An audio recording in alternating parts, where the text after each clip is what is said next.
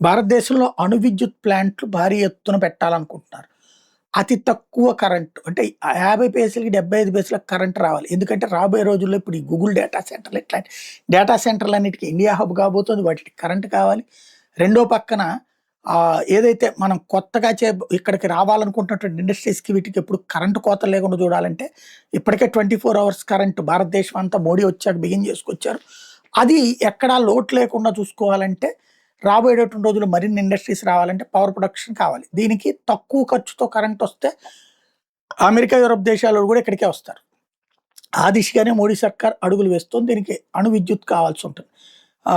దానికి యురేనియం కావాల్సి ఉంటుంది. యురేనియం మన దేశంలో ఇప్పుడు చైనా వాడు మోసాలు చేస్తున్న రోజుల్లో కజకిస్తాన్ ఇండియాతో ఒప్పందం కుదుర్చుకుంది.